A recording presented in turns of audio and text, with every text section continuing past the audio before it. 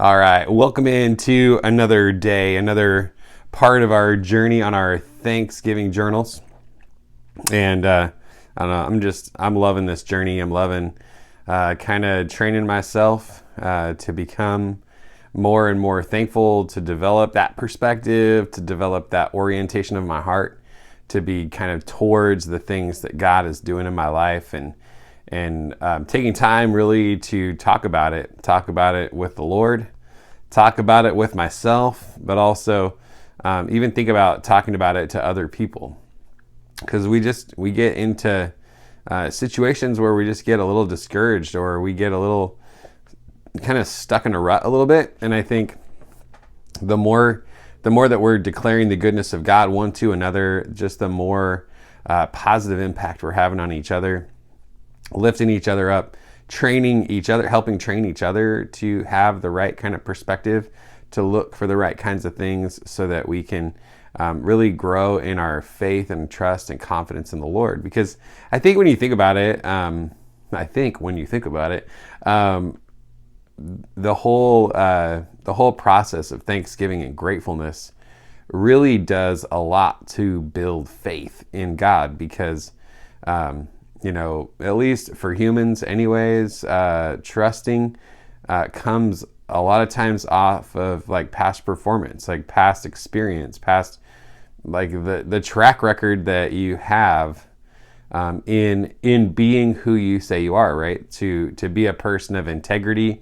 They're trustworthy. You know that they're going to do what they say they're going to do. And so for us to rehearse over and over and over the things that God has said he was going to do and then has done, builds up God's positive track record in our minds. And honestly, it's not making stuff up. It's just a matter of cataloging and then dialoguing about the catalog. Got a dialogue about the catalog. And what is it with cats and logs? I don't know. Anyways, today we are in Psalm chapter 107, and I get the award for the best segue in YouTube video history, I think. So we're in Psalm chapter 107, Psalm 107 verses 8 and 9. And it says, "Let them give thanks to the Lord for his faithful love and his wondrous works for all humanity. For he has satisfied the thirsty and filled the hungry with good things." That was a bonus verse. We threw verse 9 in there just for fun. But really the whole chapter is thanksgiving for God's deliverance. And verses 8, oh, I'm sorry. That wasn't a free verse. It was exactly what I told you I would read. And that's the thing with doing the videos. First off, sometimes you're a little tired still, shaking off the rust, and so here we go. All right, so let them give thanks to the Lord for his faithful love and his wondrous works for all humanity. Faithful love and wondrous works. Faithful love and wondrous works. So just think about his faithful love, and my goodness. Let's say that you gave your heart to Christ, or you asked Jesus in your heart, or you had that salvation experience at 12 years old, maybe 22 years old, maybe 32 years old. And it's been a minute since that happened, right? And so some time has gone by, and I would venture to say that your performance has not been perfect since that point. In which case, all of us have very specific reason to give thanks to God for his faithful, steadfast love. And so just the fact that God's love overcomes our sins. God's love, man, is just so steady, so faithful. Doesn't matter what you have done in the past. He's still here to shape, mold, remake you, transform you into what he's called you to be. And he is just so good. So good. And then I love not just being thankful for his faithful love, but then also, again, dialoguing about the catalog of his wondrous works for all humanity, so not just for yourself. And I think that's a pretty cool observation there, is we want to take time and think about what God has done for all humanity. Salvation certainly, and then just intervention into certain different situations, redemption of certain catastrophes, and I just think that was an interesting thought today. Like, normally, I'll admit, when I'm trying to think about his wondrous works, I'm generally thinking about my own world. But maybe we think about what he's done for other people, maybe not even just for all humanity in the big grand sense of things, but maybe our church family, maybe our friends in our small group, maybe our, the friend that we get together with for coffee once a week or whatever. Maybe we stop and we ask them, hey, what's God been doing in your life? If you were to look at the course of your life and you were to identify some wondrous works that God has done for you, what would those be?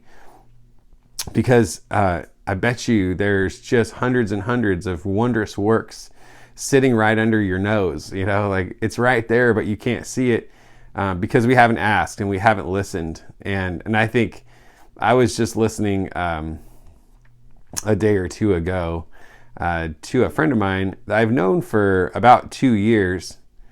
And they just began to share with me a little bit more of their story.